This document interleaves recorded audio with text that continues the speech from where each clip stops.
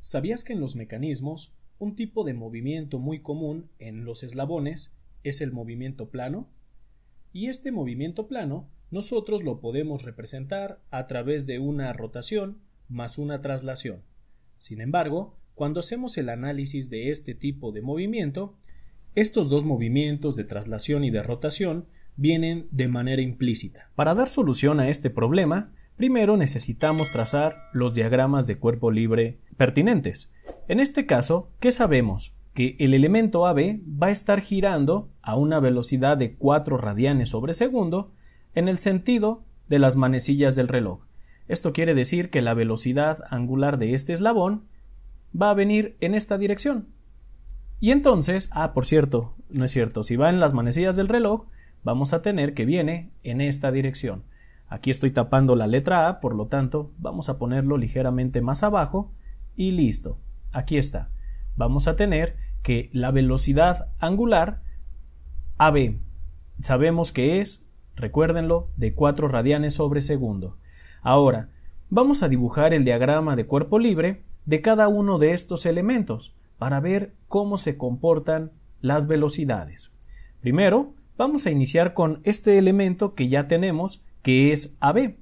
Como pueden ver, tendríamos algo más o menos así como se muestra en la pantalla.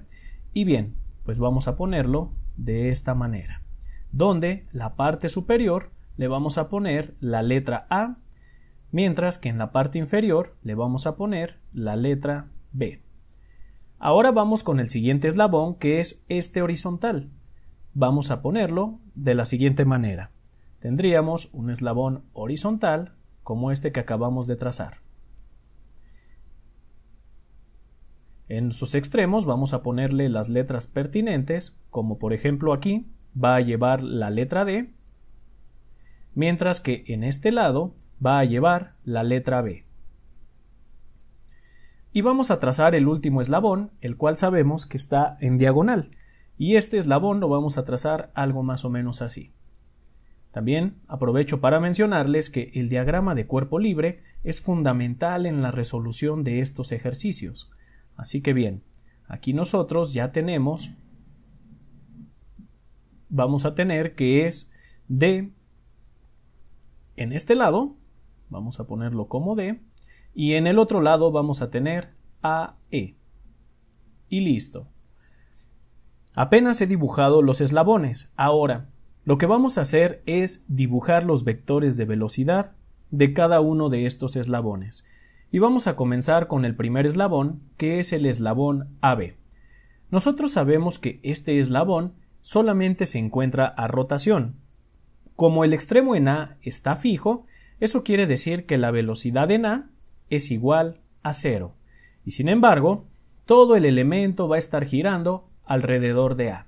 Entonces, este diagrama de cuerpo libre quedaría algo más o menos así, donde aquí vamos a tener la velocidad angular AB y la velocidad lineal en el extremo B. Recuérdenlo, cuando nosotros estamos tratando con un elemento que se encuentra solamente a rotación, vamos a decir que la velocidad lineal en cualquier parte de su cuerpo va a ser perpendicular al elemento. Y entonces aquí vamos a tener que esto es la velocidad de B.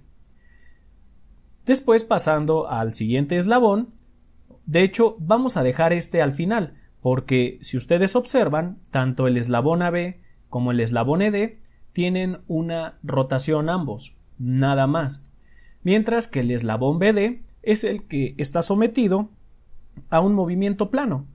Entonces, recuerden, es muy recomendable dejar para el final el diagrama de cuerpo libre de los elementos que se encuentran bajo un movimiento plano. Y entonces, a la hora de que este elemento gira hacia la izquierda, pues este elemento ED también lo va a hacer en esa dirección. Y vamos a tener un giro más o menos así, y aquí le vamos a llamar velocidad angular ED. ¿Y cómo sería entonces esta velocidad lineal en el extremo D? Como solamente se encuentra en rotación, pues vamos a tener entonces que a 90 grados del elemento se encuentra esa velocidad que nosotros le vamos a llamar velocidad en D. Y listo. Ahora bien, ya tenemos el diagrama de cuerpo libre de estos dos eslabones que se encuentran solamente a rotación. Ahora vamos con el eslabón que se encuentra sometido a un movimiento complejo. ¿Y cómo van estas velocidades? En el extremo B, como saben, nosotros ya conocemos, o al menos tenemos una idea, de la dirección que lleva esa velocidad, y la vamos a poner paralela a la primera velocidad en B que nosotros ya teníamos. ¿Por qué? Porque estamos hablando de la misma velocidad, ya que estamos analizando la junta de ambos eslabones. ¿Qué pasa con la velocidad en D? Pues de acuerdo a lo que tenemos en este diagrama, podemos ver que va a venir de manera paralela a la velocidad en D que nosotros ya habíamos trazado anteriormente. Y aquí le ponemos la velocidad en D. De hecho, ya estamos viendo cómo va a girar este elemento sometido a movimiento plano. ¿Por qué? Porque si nosotros imaginamos que aquí en el centroide ponemos un clavito en este eslabón y nosotros tiramos de este vector, entonces están de acuerdo que va a girar en este sentido. Ahora bien, ¿qué pasaría si seguimos teniendo el clavito y tiráramos o jalamos a partir de este vector? Pues el movimiento va a venir en esta dirección que nosotros estamos viendo. Entonces, los vectores de velocidad de los otros dos elementos me van a decir cómo es que gira el elemento que se encuentra en movimiento plano. Ahora, vamos a ver. Necesitamos, como este elemento es un movimiento plano, entonces recuerden que necesitamos expresar ese movimiento como una traslación más una rotación. Y lo que estos vectores que acabamos de poner nos están indicando es solamente una traslación. Por lo tanto, si yo deseo indicar la rotación, puedo hacer cualquiera de los dos movimientos siguientes.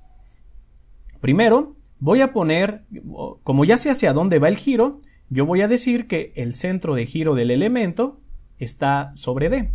Y entonces yo aquí puedo poner la velocidad angular BD. ¿Y qué trae como consecuencia esto?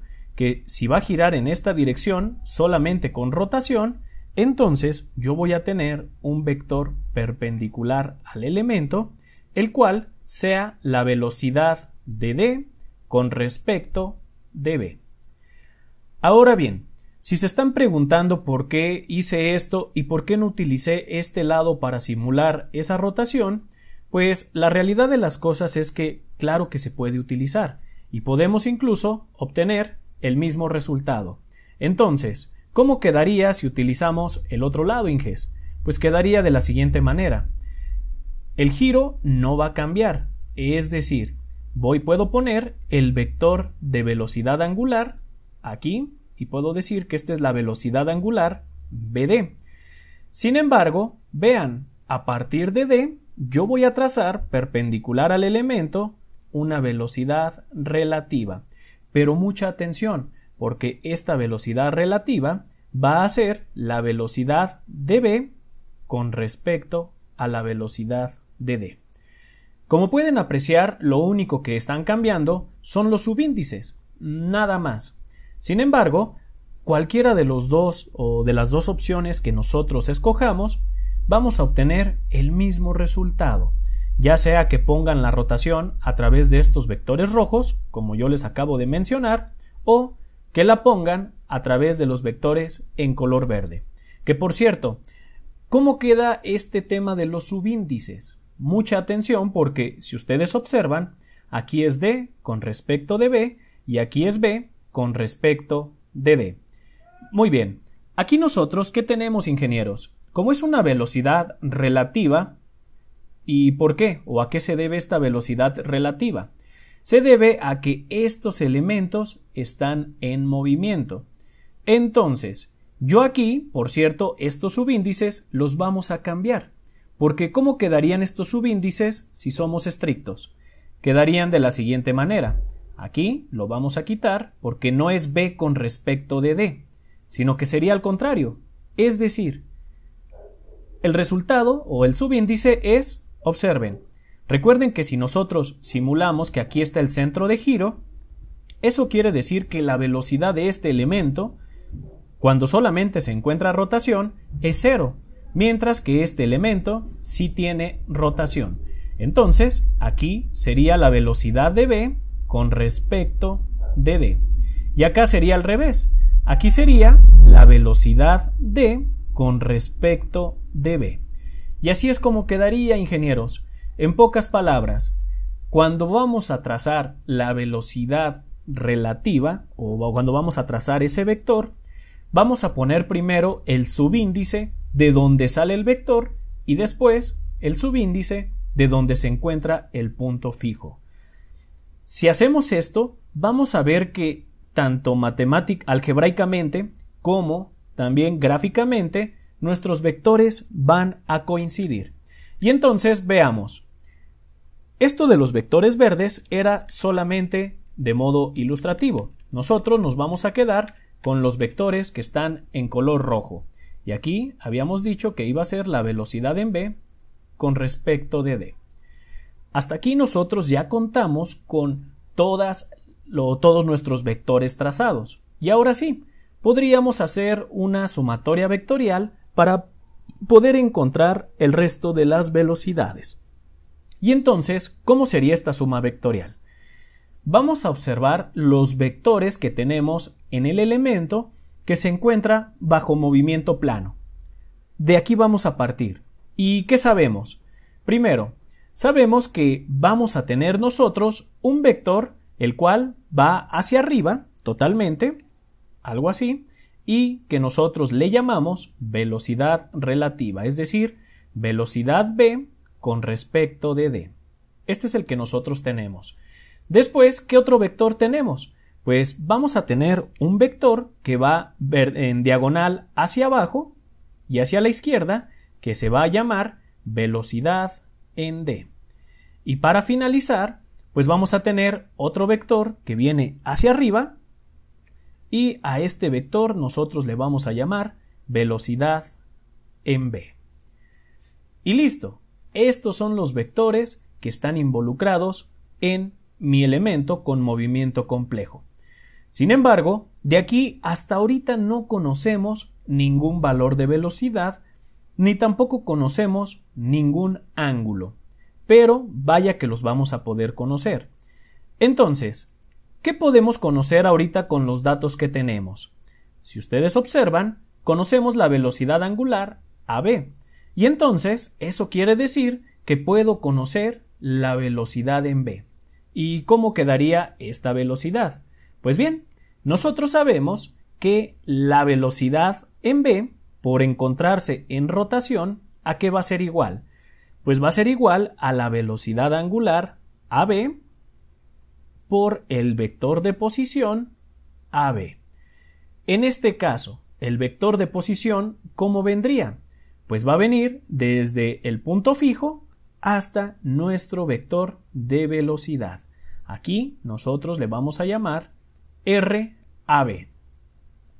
Ahí está, Inges. Y conocemos obviamente los valores de ambas variables. Sabemos que la velocidad angular es de 4 radianes sobre segundo. Y además, ¿qué otra cosa sabemos? Pues sabemos el vector de posición, o su longitud al menos.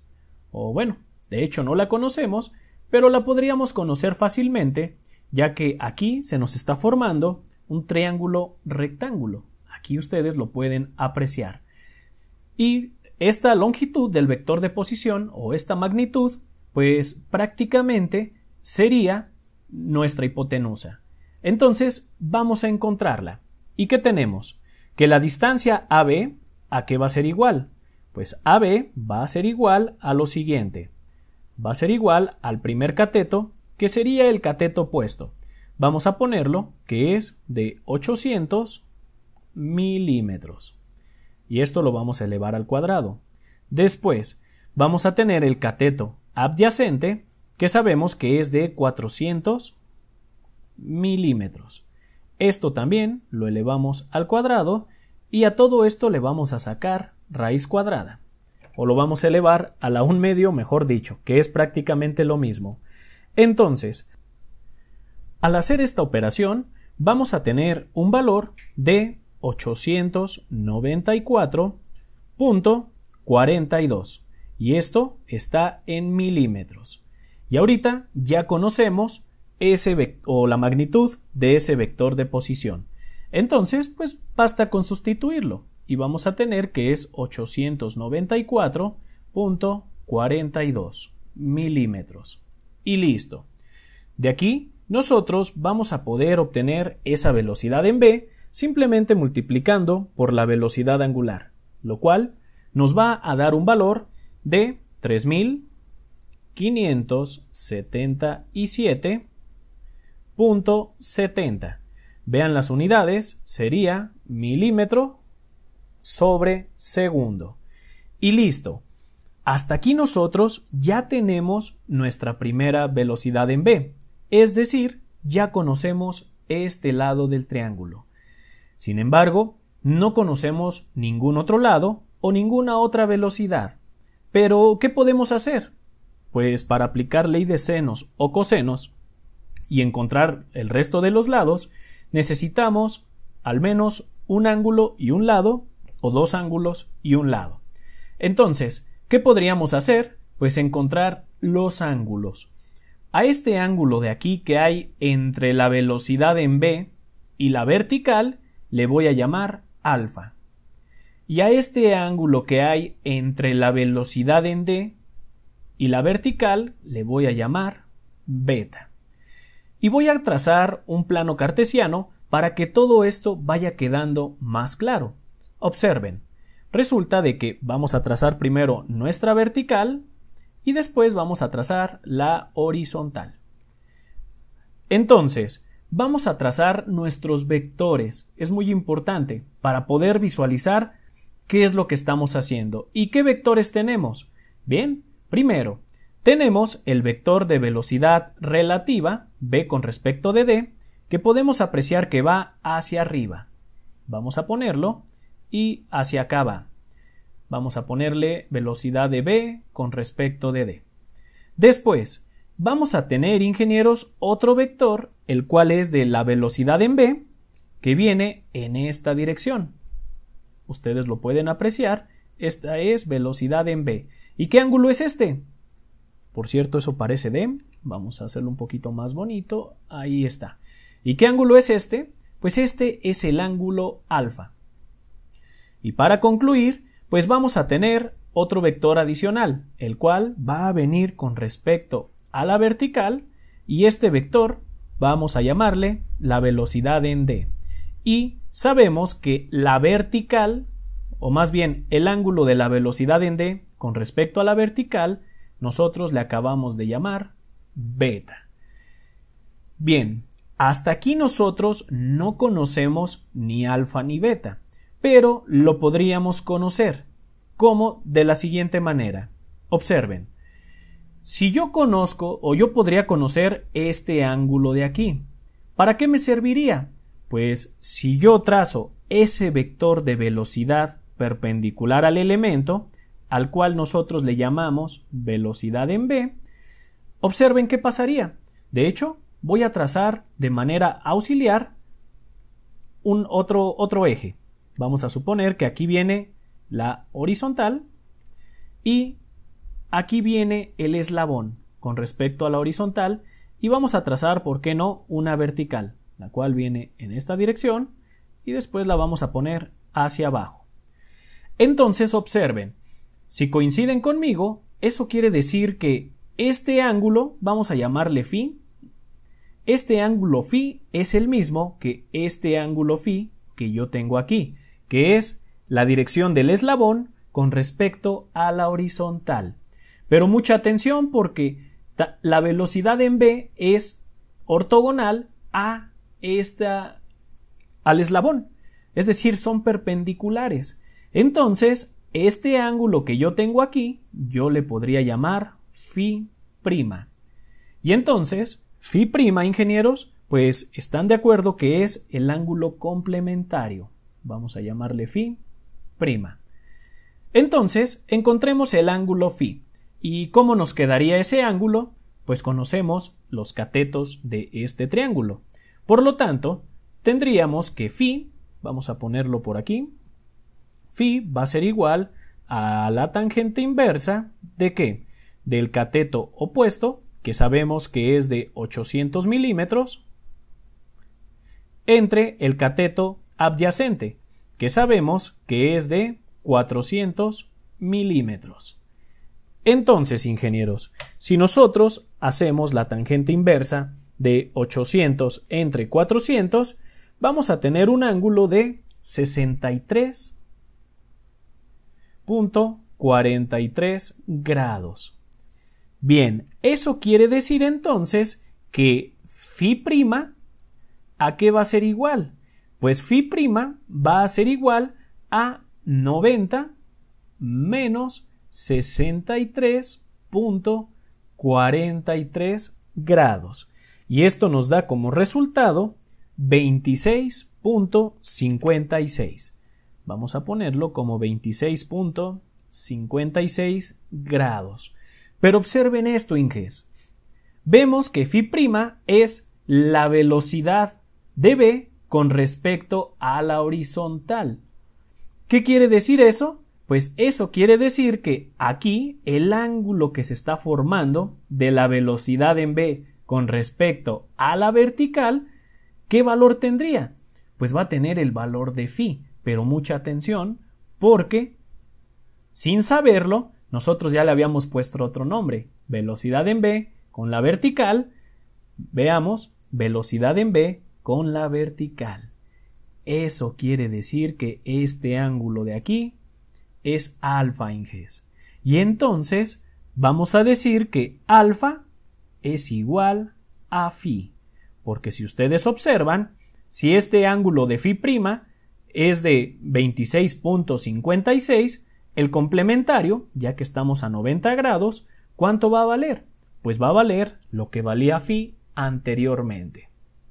Y listo. Hasta aquí yo ya cuento con un lado y cuento con un ángulo. Ahora bien, me hace falta otro ángulo. ¿Y qué podemos hacer? Pues vamos a hacer un procedimiento similar a este que acabamos de hacer. Pero ahora, ¿con qué lado? Pues, ¿o con qué vector? Con el vector que tenemos de velocidad en D. Vean, ¿por qué? Porque conocemos la dirección de este vector de la velocidad relativa. Sabemos que es totalmente vertical. Entonces, ¿qué vamos a tener, inges? Vamos a dibujar el vector de velocidad en D para que vean cómo nos quedaría. Este vector sabemos que es perpendicular al elemento. Entonces, la velocidad en D así viene. Sin embargo, es necesario trazar nuevamente una línea horizontal y una línea vertical, así como se muestra. Y de una vez vamos a trazar la misma dirección del eslabón. Ahí está. Hasta aquí nosotros sabemos cómo se llama el ángulo que estamos buscando. Sabemos que es beta y que beta está con respecto a la vertical. Entonces, aquí, ingenieros, vamos a tener a beta, el ángulo de la velocidad en D con respecto a la vertical. Y entonces, ¿qué podemos conocer nosotros de aquí? Pues si observan, aquí tenemos un triángulo rectángulo. Aquí está.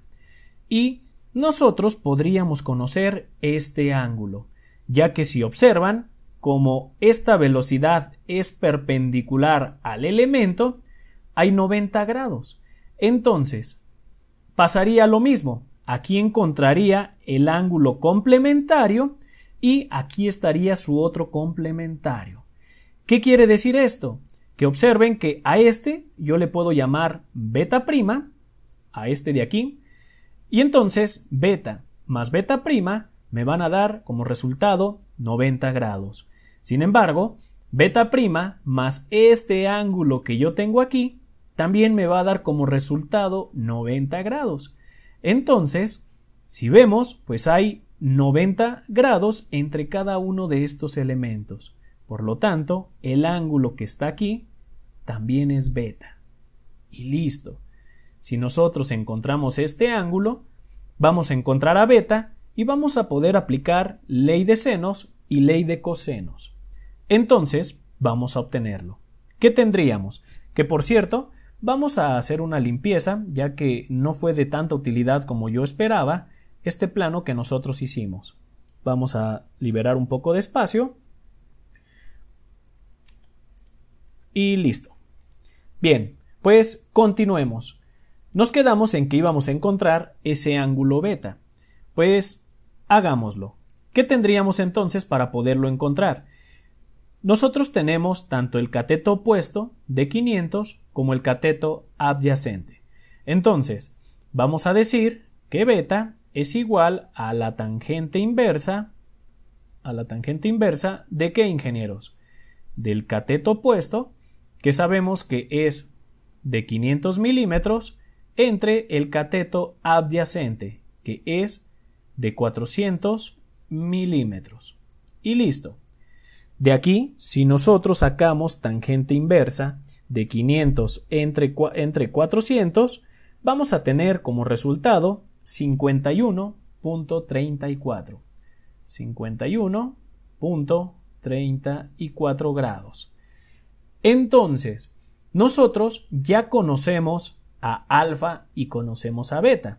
Pues ahora sí podríamos encontrar los diferentes lados de este triángulo para poder determinar las velocidades angulares. Y vamos a comenzar primero obteniendo algunas de las velocidades que ya tenemos. Para ello me voy a auxiliar de la ley de senos. ¿Y cómo la vamos a utilizar? Pues muy bien. Vean, voy a decir que el seno de beta, que yo lo conozco y su cateto opuesto es b, vamos a decir que b, velocidad en b, entre el seno de beta, que sabemos que es de 51.34, va a ser igual a ¿qué?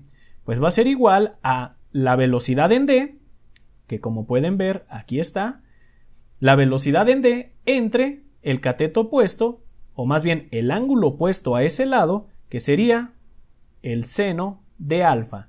Y alfa también ya lo conocemos, sabemos que es de 63.43.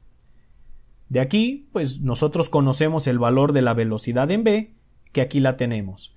Entonces, vamos a encontrar la velocidad en d, la cual tiene un valor de 4097.82 milímetros sobre segundo.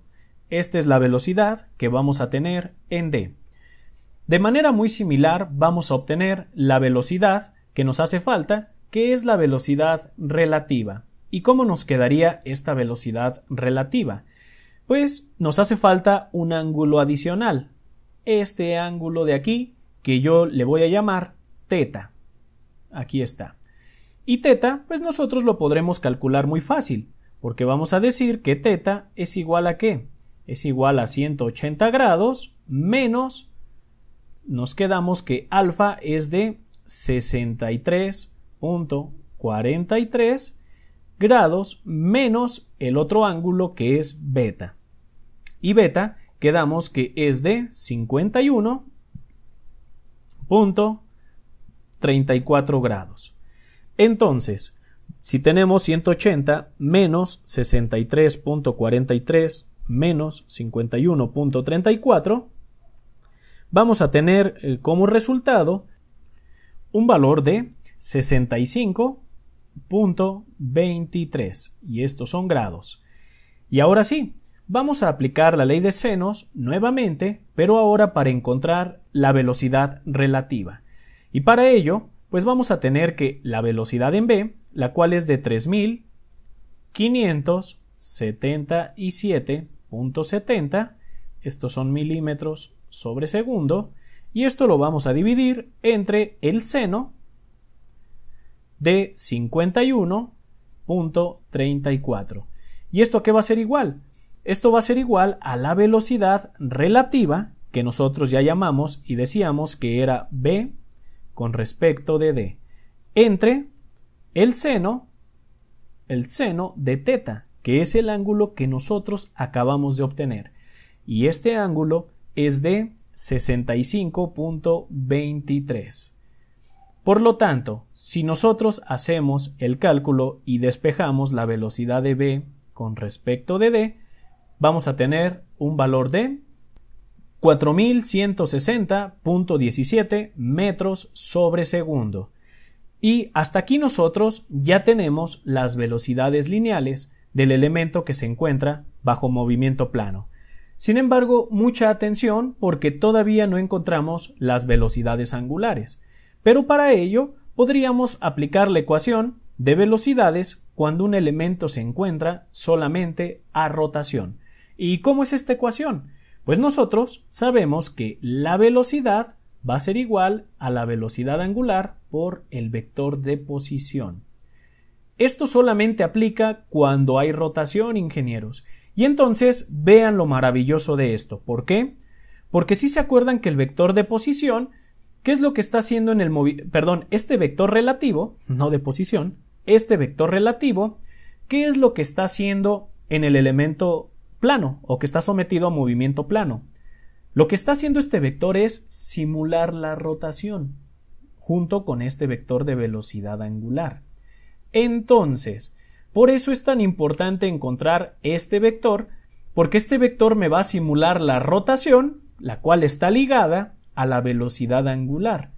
Mientras que la velocidad en d, pues ya sabemos que este elemento solamente se encuentra a rotación. Por lo tanto, en ambos casos vamos a poder aplicar esta ecuación sin ningún problema. Y vamos a hacerlo. Vamos a decir que la velocidad angular del elemento BD, ¿a qué va a ser igual? Pues va a ser igual a la velocidad de este elemento. ¿Y qué velocidad sería?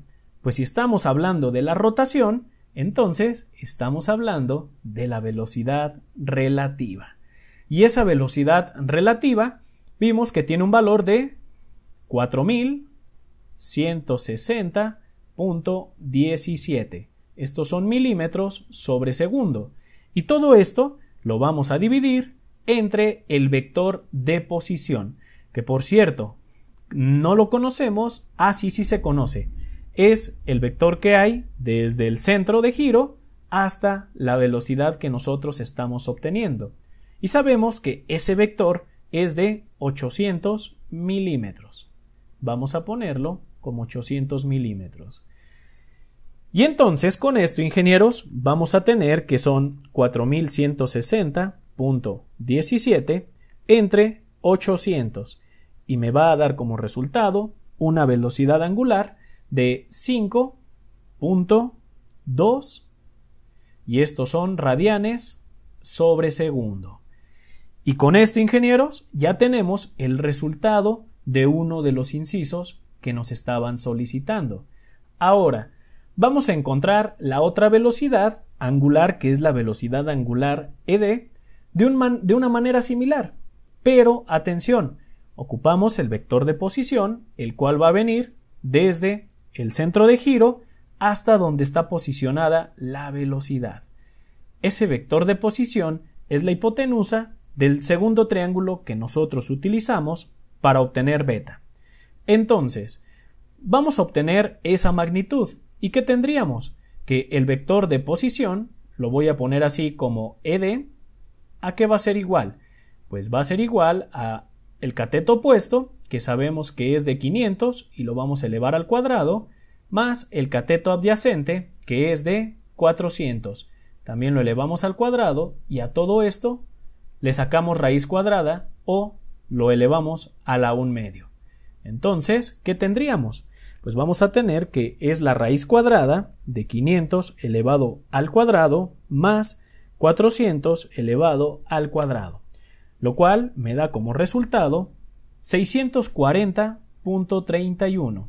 640.31.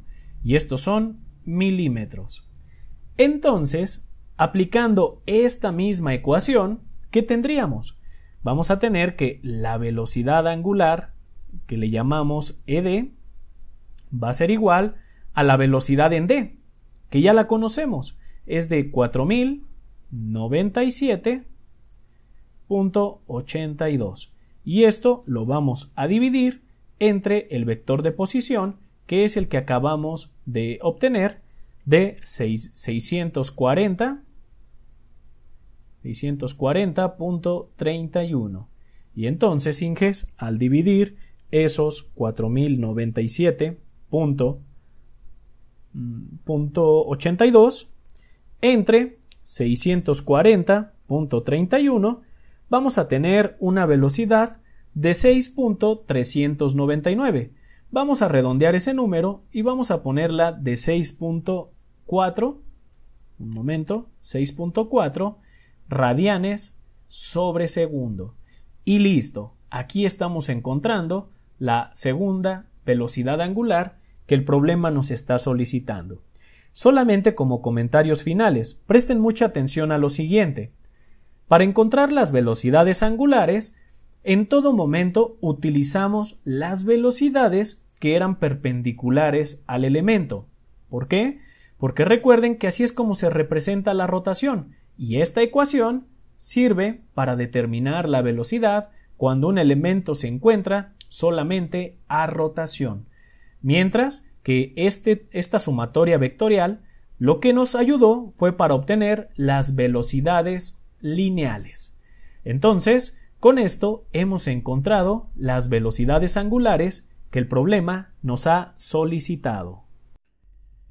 Por lo tanto, te invito a suscribirte a este canal y ver cada una de las listas de reproducción que aparecen en él. Seguramente van a ser de gran utilidad en tu estancia como estudiante de ingeniería.